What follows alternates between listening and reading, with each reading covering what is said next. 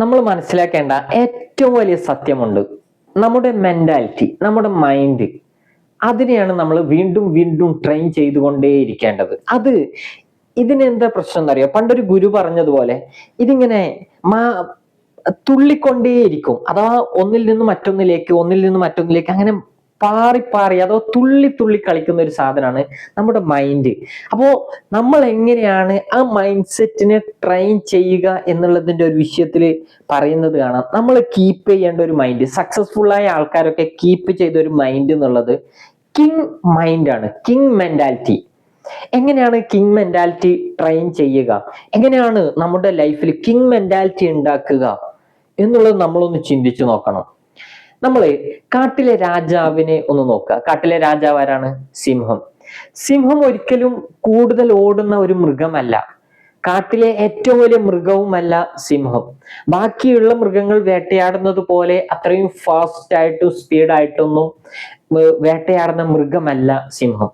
എന്നിട്ടും എന്തേ കാട്ടിലെ രാജാവ് സിംഹമായി? നിങ്ങൾ എപ്പോഴെങ്കിലും ചിന്തിച്ചിട്ടുണ്ടോ? അതാണ് കിങ് മെന്റാലിറ്റി. നമ്മുടെ ലൈഫിൽ നമ്മൾ ഉണ്ടാക്കേണ്ട ഒരു മെന്റാലിറ്റിയാണ് കിങ് മെന്റാലിറ്റി എന്നുള്ളത്.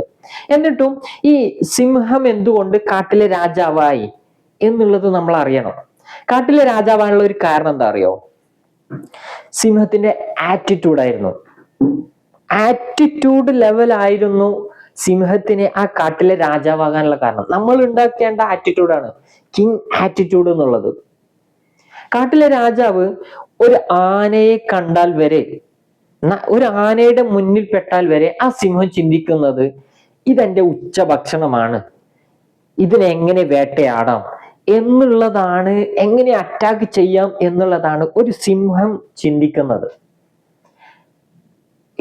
ആ സമയത്ത് പോലും ആ ആന വരെ ചിന്തിക്കുന്നത് ഇതെന്നെ പിടിക്കുമോ, ഇതെന്താ എന്നെ ചെയ്യാ, കാരണം സിംഹത്തിനേക്കാൾ എത്രയോ വലുതാണ് ആന. എന്നിട്ടും എന്തേ സിംഹം കാട്ടിലെ രാജാവായി? ഇതാണ് ഒരു സാധനം ഈ സിംഹത്തിന്റെ മുന്നിൽ വന്നു പെട്ടാൽ ഇതെന്റെ ഉച്ച ഭക്ഷണമാണ്, അല്ലെങ്കിൽ ഇതെന്റെ രാത്രി ഭക്ഷണമാണ്, ഇതിനെ എങ്ങനെ അറ്റാക്ക് ചെയ്യാം, ഇതിനെ എങ്ങനെ വേട്ടയാടാം എന്നുള്ളത് മാത്രമാണ് ഈ സിംഹം ചിന്തിക്കുന്നത്. ഇനി എങ്ങനെ നമ്മുടെ ലൈഫിൽ ഈ കിങ് മെന്റാലിറ്റി കൊണ്ടുവരാം? നിങ്ങൾ തെറ്റിദ്ധരിച്ചൊരു വിഷയമുണ്ട്. നിങ്ങളൊക്കെ വിചാരിക്കുന്നത് എൻ്റെ ജീവിതത്തിൽ ഒരു പ്രശ്നവും ഇല്ലെങ്കിൽ ഞാൻ സക്സസ്ഫുൾ ആകും എന്നുള്ളതായിരിക്കും. പക്ഷെ അങ്ങനെയല്ല. ആർക്കാണോ കൂടുതൽ പ്രശ്നമുള്ളത് അവനിക്ക് വിജയിക്കാൻ കഴിയൂ, അവനിക്ക് ശക്തിയുള്ളവനാവാൻ കഴിയൂ. അതുകൊണ്ട് തന്നെ നമ്മൾ കിങ് മെന്റാലിറ്റി ഉണ്ടാക്കണമെങ്കിൽ നമ്മൾ മുന്നോട്ട് പോകുന്നോറും, നമ്മുടെ ലൈഫിൽ നമ്മുടെ ഡ്രീംസിനെ ചേസ് ചെയ്യുന്നോറും, നമ്മുടെ ലക്ഷ്യത്തിലേക്ക് നടന്നുകൊണ്ടിരിക്കുമ്പോഴൊക്കെ ഒരുപാട് പ്രശ്നങ്ങളും പ്രതിസന്ധികളും നമ്മൾ മുന്നിൽ കാണും. നമ്മൾ അവിടെ വെച്ച് അത് നിർത്തിയിട്ട് തിരിച്ചു വരികയാണെങ്കിൽ നമുക്കൊരിക്കലും വിജയിക്കാൻ കഴിയില്ല, ഒരിക്കലും സക്സസ്ഫുൾ ആവാൻ കഴിയില്ല. കാരണം നമുക്ക് മുന്നോട്ട് പോകണമെങ്കിൽ ആ പ്രശ്നത്തെ തരണം ചെയ്താലേ നമുക്ക് മുന്നോട്ട് പോകാൻ കഴിയും. നമ്മൾ വിചാരിക്കേണ്ടത്, നമുക്കൊരു പ്രശ്നം വന്നാൽ, നമുക്കൊരു പ്രതിസന്ധി വന്നാൽ നമ്മൾ ചിന്തിക്കേണ്ടത് ഇതിനെ പഠിച്ചുകൊണ്ട്, ഇതിനെ സൊല്യൂഷൻ കണ്ടെത്തിക്കൊണ്ട് മുന്നോട്ട് പോകാം, ഇതൊന്നും ഒരു പ്രശ്നമേ അല്ല എന്നുള്ള ചിന്താഗതി നമുക്കുള്ളിൽ വരണം. അതാണ് കിങ് മെന്റാലിറ്റിയിൽ നമ്മൾ ഉണ്ടാക്കേണ്ടത്. പ്രശ്നങ്ങൾ ഉണ്ടാവും, പ്രതിസന്ധികൾ ഉണ്ടാവും, ഒരുപാട് വിഷയങ്ങൾ മുന്നിലുണ്ടാവും, മുന്നോട്ട് പോകാൻ കഴിയാത്ത അവസ്ഥയുണ്ടാവും. അവിടെയൊക്കെ ക്ഷമിച്ച് ആ വിഷയത്തെക്കുറിച്ച് പഠിച്ച് സൊല്യൂഷൻ കണ്ടെത്തിയിട്ട് മുന്നോട്ട് പോകാൻ നമ്മളെ കൊണ്ട് കഴിയണം. എവിടെയും തളരാൻ പാടില്ല. തോറ്റു പോകാം, പക്ഷെ തളരരുത്. അതാണ് കിങ് മെന്റാലിറ്റി. കാട്ടിലെ രാജാവ് സിംഹം ഒരുപാട് സ്ഥലത്ത് തോറ്റു പോയിട്ടുണ്ടാവാം, പക്ഷെ അത് തളർന്നിട്ടില്ല.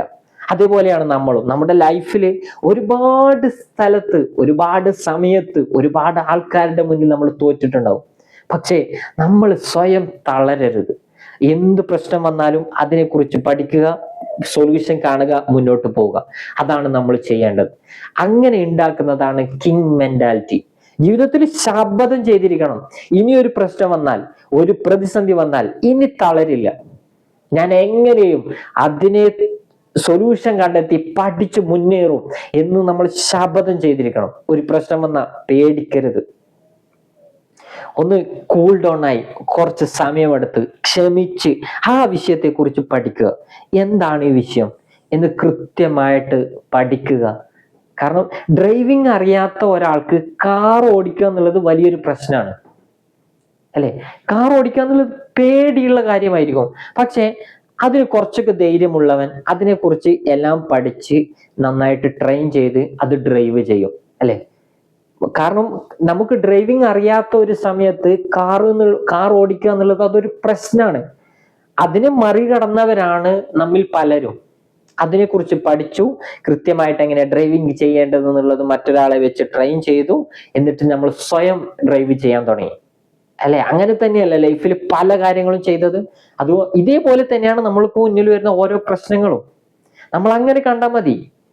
ഇതെങ്ങനെ പ്രശ്നം പരിഹരിക്കാം, എങ്ങനെ സൊല്യൂഷൻ കണ്ടെത്താം, ഇതിനെക്കുറിച്ച് പഠിക്കുക, സൊല്യൂഷൻ കാണുക, മുന്നോട്ട് പോവുക. പക്ഷെ തളരരുത്.